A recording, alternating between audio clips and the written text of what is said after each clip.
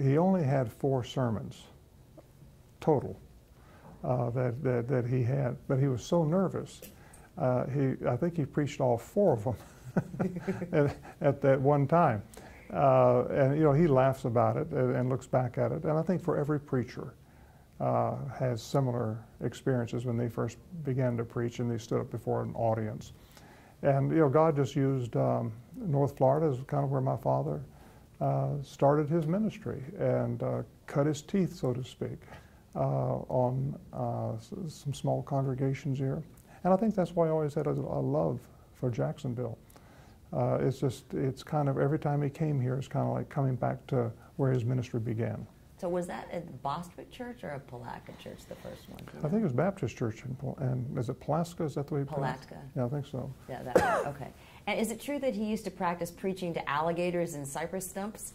Well, there was a golf course near the Bible school, and they had cut some trees down as they were expanding the golf course, and he would go out there, and he would just kind of imagine in his mind those stumps being people. And standing there and practicing his message, speaking to the stumps, and that's good. That's we need to.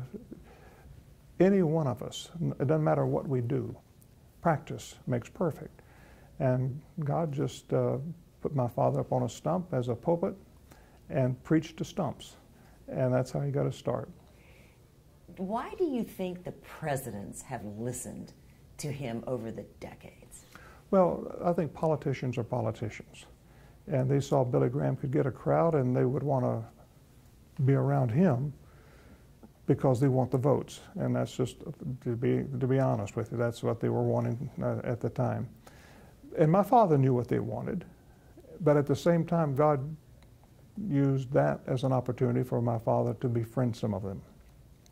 And he knew all of them, but some of them became friends, and he was able to, I think, to help them and to pray with them and counsel them during some difficult times. I remember during the first Gulf War, George H. Bush asked my father to come with him the night that they started the campaign to oust Saddam Hussein out of Kuwait.